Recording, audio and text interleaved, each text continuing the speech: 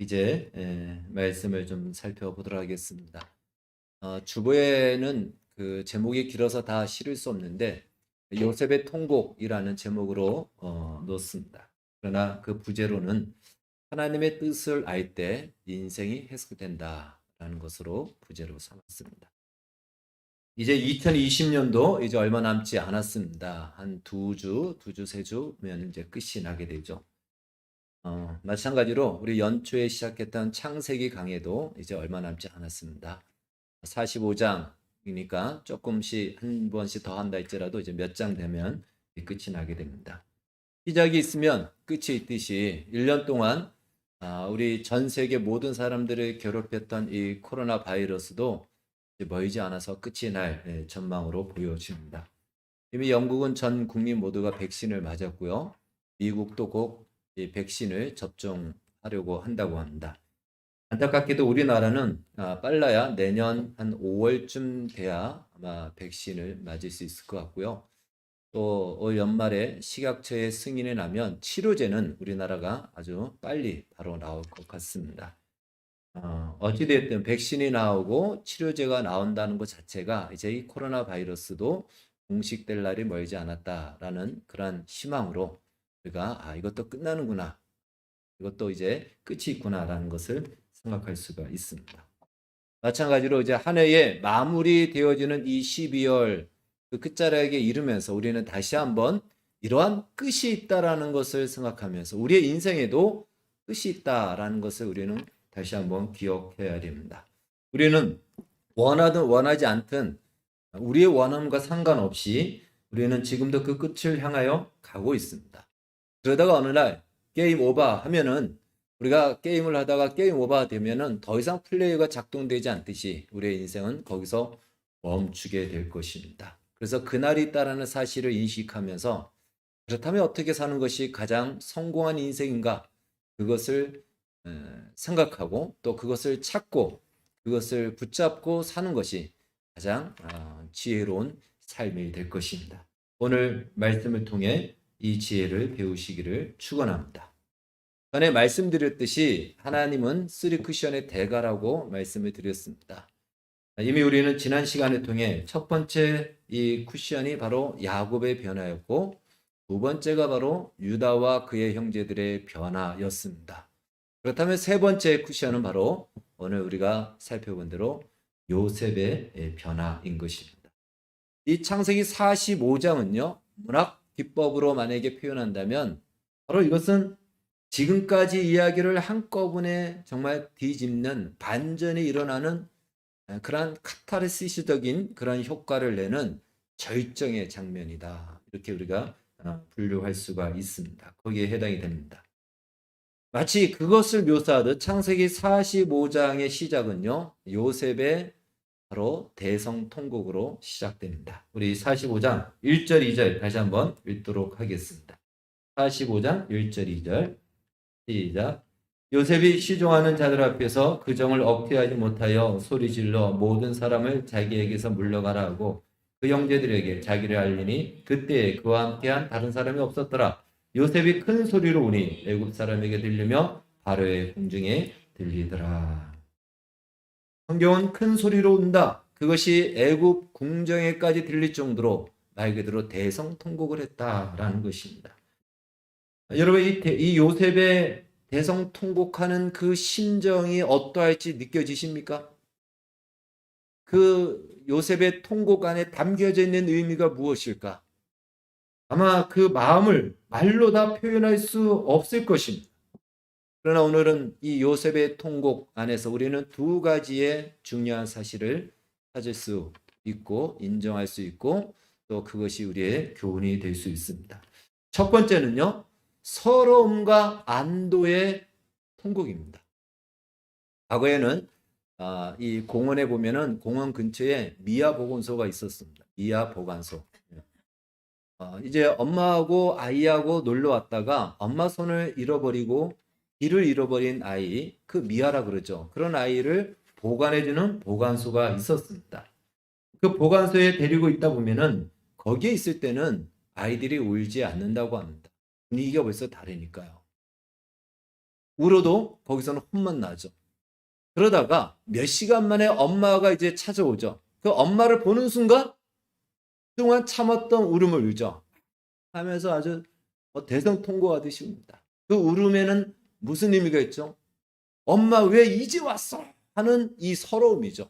예, 그 두렵고 서럽던 그 마음이 팔에서 나오는 것이고, 또 하나는 엄마가 이제 오니까 이제는 안심이야 하는 안도의 울음인 것이죠. 그래서 서러움과 안도의 그 울음이 통곡으로 나오는 것입니다. 요셉도 마찬가지입니다. 요셉은 어린 나이에 형들한테 팔림을 당해서 이 낯선 땅, 정말 생명부지의 땅에 와서 얼마나 서러움 속에서 인생을 살았습니까? 그 서러움은 말로 다 할 수가 없죠. 그 서러움과 또 그럼에도 이제 어찌됐든 자기를 팔았지만, 동생을 팔았지만 자기의 피부치 그 형제들을 만났고 그 아버지가 살아있다라는 소식을 듣고, 그리고 자기의 정말 친동생인 베냐민까지 보니 이제는 거기서 안도의 눈물이 나오는 거죠. 그래서 서러움과 이 안도의 울음, 이것이 바로 요셉의 통곡이 가지고 있는 첫 번째 의미일 것입니다. 이것은 아마 대부분의 사람들이 짐작하고 공감할 수 있는 그러한 내용입니다. 그러나 요셉의 통곡은 단순히 이것만이 아니라는 사실입니다. 요셉의 통곡 속에 담긴 두 번째 의미는요, 드디어 내 인생의 의문이 풀렸다라는 것입니다. 드디어 내 인생의 의문이 풀렸습니다. 사실 요셉은 지금 총리가 되었지만 여전히 요셉은 어안이 풍부합니다. 나의 인생이 왜 이 자리에 있는지 스스로도 알 수 없고, 내가 왜 이런 인생을 살아야 되는지 그는 여전히 퀘스천 마크를 찍을 수밖에 없는 것입니다. 이해할 수가 없었습니다. 지금까지 요셉의 인생은요, 자기의 원함과 상관이 없었습니다. 자기가 원해서 오지 않았습니다. 형들이 팔아버려서 왔고, 자기가 원해서 보디발의 집에 가지 않았습니다. 그냥 팔려서 갔고, 자기가 원해서 감옥에 가지 않았습니다. 억울한 누명을 쓰고 갔고, 자기가 원해서 총리가 된 것도 아닙니다. 꿈을 해석해주고, 그래서 그 시간이 지나서 바로가 불러서 그 꿈을 해석해주니 총리가 되었습니다. 자기가 원해서 산 인생은 하나도 없는 것이죠. 그런데 자기는 총리가 되어 있습니다. 왜 내가 이 땅, 이 애굽이라는 낯선 나라에 와서 이런 인생을 사는지 요셉 자신이 해석이 되지 않아요. 자신의 인생의 의문을 풀 수가 없었던 것입니다. 인생 극장을 찍는 것도 아니고, 그렇잖아요. 왜 나는 평범한 인생이 아닌 이런 파란만장한 인생을 살아야 되는가? 이해할 수가 없었던 것입니다. 물론 어떤 사람들은 이게 다 무슨 뭔 의미가 있어서 총리가 되면 됐지, 그것으로 모든 것을 다 그냥 끝나버린 거지, 이렇게 얘기할 수도 있을 겁니다. 요즘식으로 얘기한다면 바로 이거죠. 어떻게 인생을 살든 성공하면 됐지, 돈을 많이 벌면 됐지, 인기가 있으면 됐지, 그게 뭐가 중요해? 라고 이렇게 이야기할 수 있습니다. 그러나 인간은요, 그것으로 다 채워지고 해결되는 존재가 아니라는 것입니다. 우리는 종종 보통의 사람들이 꿈도 꿀 수 없는 최정상의 자리에 이르렀다고 하는 사람들이 극단적인 선택을 하는 그러한 소식들을 우리는 종종 듣게 됩니다. 남 부러울 것이 없는 모든 것을 다 갖추고 있는 그 사람들이 왜 극단적인 선택을 할까? 이해할 수가 없죠. 왜 그럴까요? 물론 각각의 사장들이 다 다르겠지만 그 사람들의 입장에서는 자신이 가지고 이룰 수 있는 모든 것을 가지고 다 채웠지만 자신의 인생의 진정한 만족과 의미와 가치를 찾을 수 없는 것이에요. 왜요? 우리의 인생은 이 세상의 그 어떤 것으로도 채워도 그것보다 더 크기 때문에 그렇습니다. 우리의 인생은 그것보다 훨씬 존귀하고 큽니다. 그것으로 채울 수가 없는 것이에요. 그러니 아무리 채워도 채울 수 없는 한계에 이르고, 또 그 한계 속에서 아무것도 할 수 없는 자신의 무력함 앞에 절망하게 됩니다.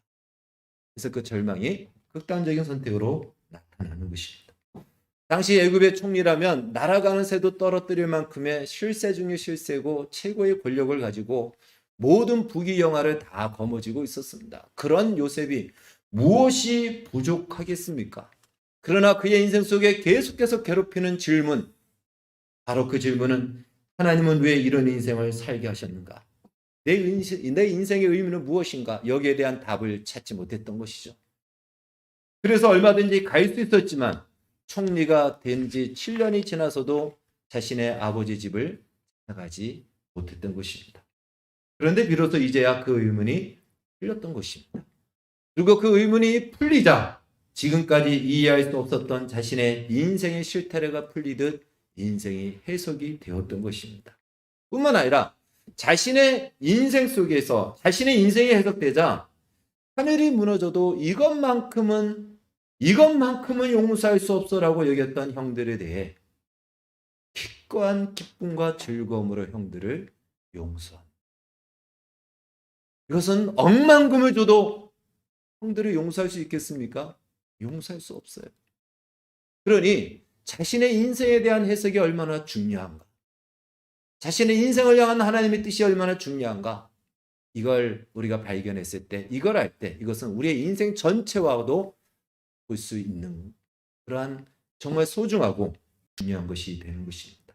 마치 어둠이 짙게 깔려서 어디가 길인지 전혀 보이지 않다가 동시에 가로등이 착착착 켜지면서 길 이쪽에서 저쪽까지 모든 길이 환하게 보이듯이 자신의 인생의 의문이 풀리자 자신이 왜 이런 인생을 살아야 됐는지 바로 이쪽에서 저쪽 끝까지 자신의 인생의 모든 것이 해석되었던 것입니다. 그것이 바로 요셉의 오늘 변화인 것이죠. 왜 그런 환경 속에서 내가 살아야 됐고 왜 그런 사람들과 함께 살아야 됐으며 왜 그런 인생을 살아야 했는가? 이것이 바로 하나님의 뜻을 알 때 해석되었던 것입니다. 그렇다면 요셉이 알게 된 하나님의 뜻은 무엇일까요? 이거 역시 두 가지입니다. 첫 번째는요, 바로 지금까지 우리가 살펴본 것의 연속선상에 있는 것인데 그것은 요셉 자신의 변화입니다. 자, 우리 한번 따라해 봅시다. 자신의 변화. 이것입니다. 하나님의 요셉을 향한 하나님의 뜻은요, 요셉 자신의 변화인 것입니다. 요셉이 변화되어야 됩니다. 우리는 이미 야곱의 변화와 유다와 그의 형제들의 변화에 대해서 지금까지 살펴보았습니다. 하나님은 그들만이 아니라 가장 상처를 받았다고 하는 요셉도 변화되기를 원했던 것입니다. 그것이 하나님의 뜻입니다. 이것이 요셉을 향한 하나님의 뜻이었던 것이죠. 그 변화의 실체는 무엇이죠? 이것만큼은 안 돼라고 했던 바로 형들을 용서하는 것이었습니다. 정말 쉽지 않죠. 어려운 것입니다. 물론 이것 역시 하나님의 궁극적인 뜻을 알았기 때문에 가질 수 있었던 변화이긴 하였습니다. 그러나 우리는 하나님의 뜻을 알았다고 하여 우리의 인생이 쉽게 변화되지는 않습니다. 여러분 한번 보십시오. 내가 하나님의 뜻을 안다고 해서 그 변화를 실행하는 자리까지 가기에는 또 다른 결단과 용기와 희생이 수반된다는 것입니다. 혹시 우리가 가끔씩 이렇게 말하지 않습니까? 하나님의 은혜가 아무리 커도 이것만큼은 용납할 수 없어. 그러한 일들이 우리의 인생과 우리 주변에 있는 일들을 보면서 그렇게 우리가 이야기하지 않습니까? 아무리 하나님의 뜻이라도 이것만큼은 나는 포기할 수 없어 라고 하는 이러한 것들이 우리의 인생 속에 있지 않습니까? 하나님의 뜻을 안다고 해서 사실은 그 변화가 다 이루어지는 것은 아닙니다. 그러나 변화를 이루는 가장 중요한 실체의 요인은 하나님의 뜻인 것입니다. 따라서 아무리 하나님의 뜻이라도 이것만큼은 포기할 수 없어 라고 하는 바로 이것이 변화되어야 된다는 것이죠. 우리가 변화되어야 될 것이 있다면 바로 이것만큼은 그거예요. 내가 주장하고 있는 이것만큼은, 이 부분만큼은 이라고 이야기하는 바로 그것이 변화되기 위해서 하나님은 그 환경을 허락하셨고 그 인생을 살게 하셨고 그 자리에 이르게 하였던 것입니다. 그래서 우리는 하나님의 뜻을 할 때 정말 이것만큼이라고 하는 것을 내려놓을 수 있는 그 용기를 가져야 됩니다. 그래야 우리는 진정한 변화의 자리에 이르게 되기 때문에 그렇습니다. 물론 자기를 죽이려 했고 자기를 팔았던 이 형들을 용서하는 것은 결코 쉽지 않았습니다. 그러나 요셉이 그 변화의 자리에 이르렀을 때야 비로소 우리는 요셉을 하나님의 사람으로 인정할 수 있는 바로 그 반열에, 그 자리에 요셉이 서게 된 것입니다. 여러분, 우리는 요셉이 총리가 되었다고 해서 요셉을 참으로 존경하고 대단하다라고 보지 않습니다. 총리가 되어서가 아닙니다. 바로 요셉이 그 형들을 용서할 수 있었기 때문에 그렇습니다.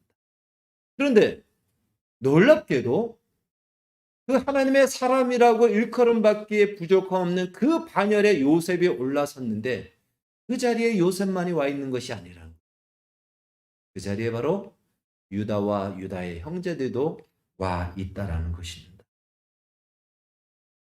베냐민을 살려주고 차라리 나를 종으로 삼아주세요라고 했던 유다와 또 그의 형제들의 희생 역시 요셉의 변화만큼이나 하나님의 사람으로 불려지기에 부족함이 없는 그 자리에 이르게 한 것입니다. 즉 그동안의 여정과 과정은 달랐지만 하나님은 요셉은 요셉대로 또 유다와 유다의 형제들은 유다와 그 형제들대로 하나님은 그들의 인생 속에서 그들을 변화시키셨고 그들 속에서 일하셨고 그들을 떠나지 않고 지금까지 그들을 하나님의 손으로 붙잡고 있었던 것입니다. 물론 성경은요 요셉에 초점을 두었죠. 그래서 요셉의 인생을 묘사하고 또 요셉의 이야기로 가득 차 있습니다. 그래서 우리는 요셉을 더욱 영웅적으로 볼 수 있습니다.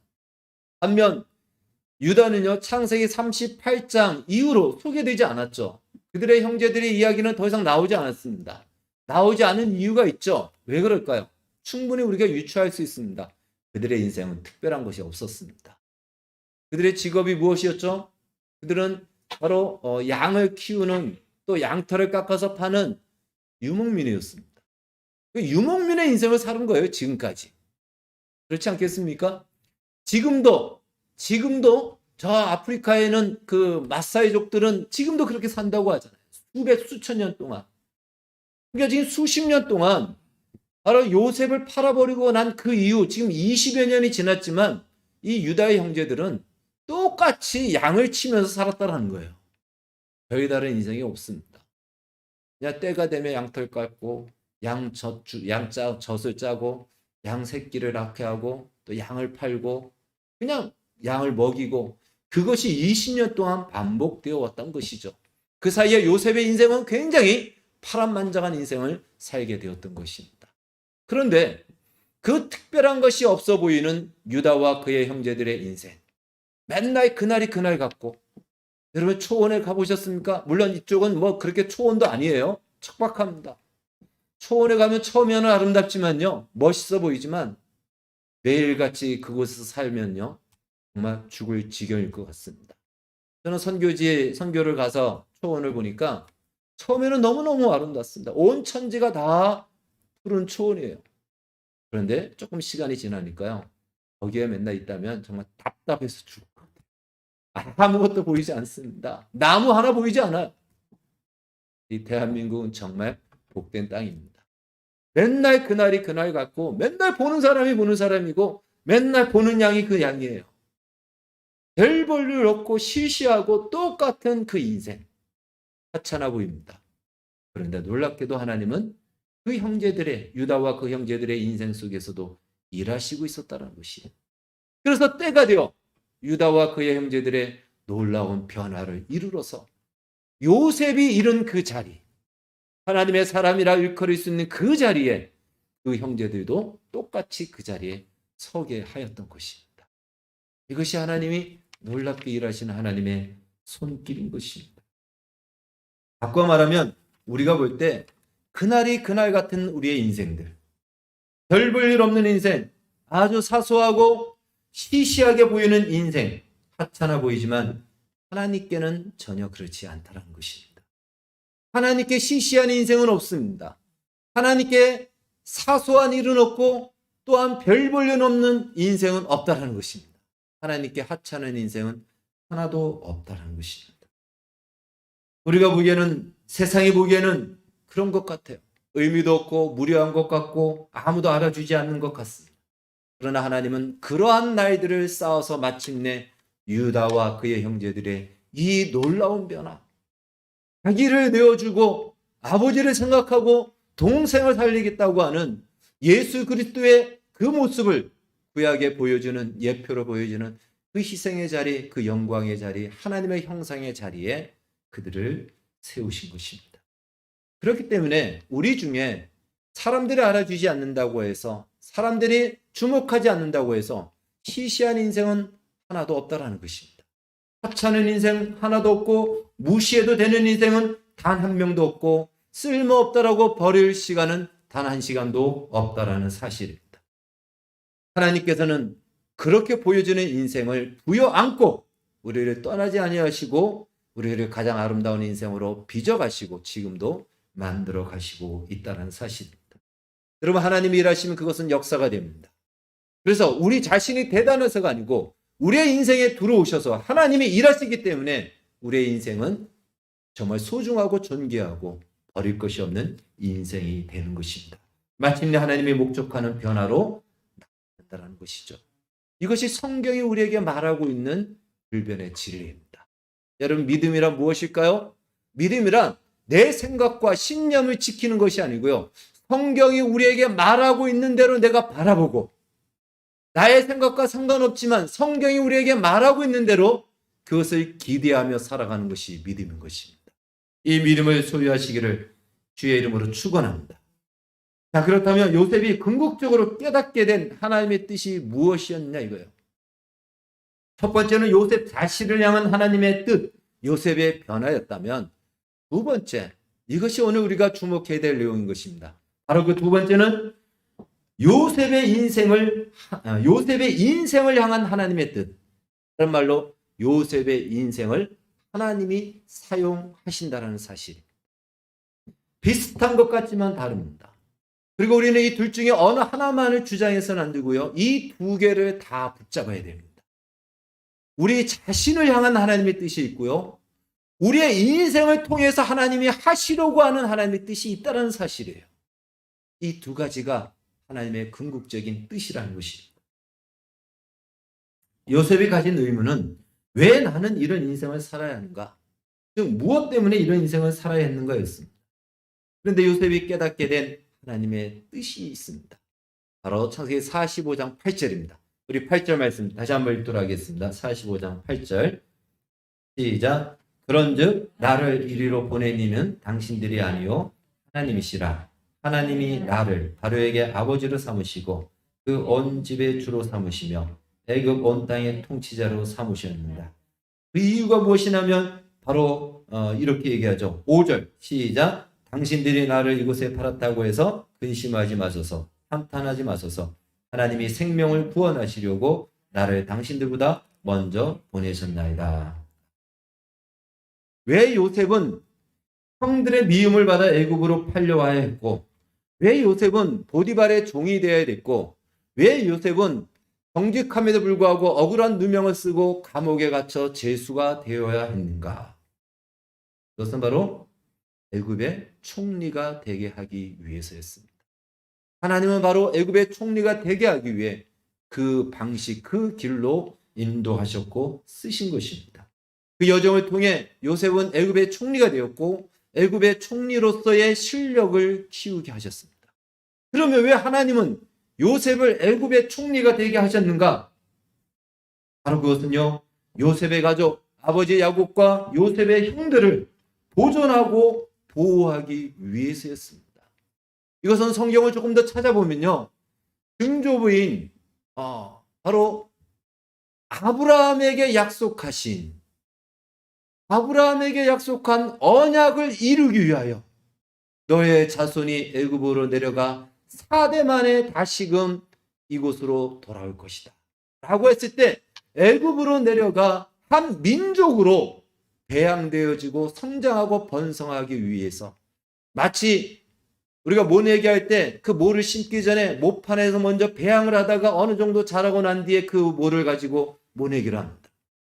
바로 그것을 위해서, 애굽이 모판이 되게 하기 위해서, 그 모판에 그것을 모판으로 삼고 그 모를 배양하기 위해서 요셉을 바로 그 주인공으로 그 준비하기 위해서 하나님은 애굽으로 요셉을 보내신 것입니다. 그것을 알게 되었던 것이죠. 요셉이 왜 그러한 고생과 수고와 억울함을 당해야 됐는가? 그것은 하나님의 놀라우신 구속의 뜻을 이루시기 위한 것이었습니다. 애굽으로 감으로 말미암아 애굽에서 출애굽하는 것이 구약에 나타난 예수 그리스도의 구원의 가장 정확한 보여지는 예표가 되고 모형이 되죠. 구원의 역사를 이루시기 위해서 하나님이 애굽으로 내 백성을 보내고 그곳에서 배양하고 한 부족이 아닌 한 민족으로 키우시기 위해서 바로 요셉을 총리로 삼으신 것입니다. 하나님의 구원의 큰 섭리였던 것을 알게 되었던 것이죠. 그래서 요셉은 오늘 이렇게 얘기해요. 나를 이리로 보낸 것은 형들이 아니고 형들이 나를 팔았지만 배후에는 하나님이 나를 이곳에 보냈습니다. 이 위대한 고백을 하게 되는 것입니다. 더 이상 형들을 미워하고 복수할 이유가 없어지게 된 것입니다. 오히려 하나님께서 요셉을 이러한 하나님의 거룩하고 놀라우신 뜻을 이루는 이 일에 사용하는 영광의 자리에 세우게 한 것이죠. 오히려 감사할 뿐인 것이죠. 오히려 그 인생을 살게 되는 것이 너무나도 황송하고 영광스러울 뿐인 것입니다. 그래서 감사와 찬송을 드리게 됩니다. 다른 말로 하나님은 요셉의 인생을 사용하셨습니다. 저는 우리가 금요일에도 기도하지만 우리 교회를 또 우리 성도들을 위해서 기도할 때 성도들의 가정과 성도들의 산업이 하나님을 위해서 사용되어지기를 위해서 기도하고 있습니다. 하나님을 위해서 사용되어질 수 있는 가정이 되고 산업이 되도록 기도하고 있습니다. 물론 나 자신이 하나님의 사랑으로 변화되는 것은 매우 중요합니다. 이것은 빼놓을 수가 없는 것입니다. 그러나 그것으로만 끝나지 않고 저도 하나님의 사랑으로 변화되어지지만 나의 인생이, 내가 가지고 있는 것이, 나의 재능이, 나의 조건이 하나님의 선하심과 하나님의 뜻을 이루고 하나님의 약속을 보여주고 하나님의 전능함을 나타내고 하나님의 진실함을 나타내는 그런 아름다운 통로가 되고 도구가 되어져서 하나님 앞에 쓰임을 받을 수 있는 인생이 되어야 된다는 것입니다. 물론 그것이 요셉처럼 꼭 총리가 되어야지만 할 수 있는 것이 아닙니다. 요셉은 하나님께서 그러한 목적으로 그 뜻을 이루기 위해서 사용하셨다면 우리는 얼마든지 교회 안에서도 충성하고 우리의 헌신과 섬김을 통해 예수 그리스도의 몸이신 교회가 세워지는 그것에 나의 인생이 사용되어질 수 있고 나의 인생이 쓰임받을 수 있다는 것입니다. 뿐만 아니라 우리가 처해져 있는 일상의 삶의 자리에서도 얼마든지 우리의 가지고 있는 것들이 하나님 앞에 아름답게 쓰여지는 통로가 도구가 되어서 사람들에게 하나님이 누구인지 그리고 그 사람들을 유익하게 하고 그 사람들을 복되게 하는 그러한 인생으로 쓰임받을 수가 있다는 것입니다. 저는 우리 교회가 이 두 가지의 이 비전과 이 뜻을 다 이루어 가기를 간절히 원하고 축복하고 기도하고 있습니다. 일반적으로 한국교회는요, 그동안 쓰임받는 것에 집중했습니다. 그래서 누가 더 많이 일을 하느냐에 서로 라이벌처럼 경쟁까지 하였습니다. 쓰임받는 것은 복된 일입니다. 그러나 쓰임받을 때 중요한 것이 있습니다. 사도 바울이 이렇게 얘기했어요. 내가 쓰임만 받고 버림을 받을까 날마다 나는 나 자신을 쳐서 복종한다. 쓰임만 받고 버림받을 수 있다는 사실입니다. 하나님 앞에 쓰임도 받지만 하나님의 사람으로 변화되어 가는 것, 이것은 놓치지 말아야 되는 것입니다. 따라서 오늘 우리는 말씀을 통해서 이 두 가지를 분명하게 기억해야 됩니다. 하나님께서는 우리를 향한 하나님의 뜻을 가지고 있습니다. 우리 자신을 향한 하나님의 뜻. 데살로니가 전서 4장 1절은 이렇게 얘기합니다. 하나님의 뜻은 이것이니 너희의 거룩함이라. 그것이 진리예요. 우리가 거룩하게 변화되어지고 거룩한 하나님의 사람이 되는 것은 하나님이 포기하지 않고 양보할 수 없는 하나님의 뜻입니다. 하나님의 부르심입니다. 우리가 살펴봤듯이 하나님은 이것을 위해서 야곱의 인생 130년 동안 야곱을 놓아놓지 않고 포기하지 않고 130살이 되어서도 바로 그 변화의 자리에 이르도록 그를 부르시고 도전하였던 것입니다. 그리고 그 변화를 이끌어내기 위해서 야곱의 인생에 얼마나 많은 굴곡을 하나님이 허락하신지 우리는 잘 알고 있습니다. 그래서 우리는요, 이 변화는 당연한 하나님의 부르심이에요. 우리가 가야 될 자리입니다. 이 변화가 우리의 삶의 비전이 되어지고 목적이 되어지고 꿈이 되어지고 소원이 되어지기를 주의 이름으로 축원합니다. 뿐만 아니라 나의 인생이 혹은 나의 환경이 그냥 그것으로 끝나지 않고 하나님의 뜻을 이루는, 그리고 하나님의 놀라우신 섭리를 이루어내는 도구가 되도록 그것을 위해서도 기도하십시오. 그냥 나 혼자 잘 먹고 잘 사는 것으로 끝나지 않고 나의 부족한 인생이지만 나의 인생을 통해서 한 영혼이 주님 앞에 돌아오고 한 나라가 주님 앞에 돌아오고, 우리가 영상에서 보았던 것처럼 저 선교사님을 통하여서 그 캐나의 한 부족이 하나님 앞으로 돌아오는 구원의 역사들이 이루어졌듯이 바로 그런 일이 이루어지도록 소원하고 기도하시기를 바라겠습니다.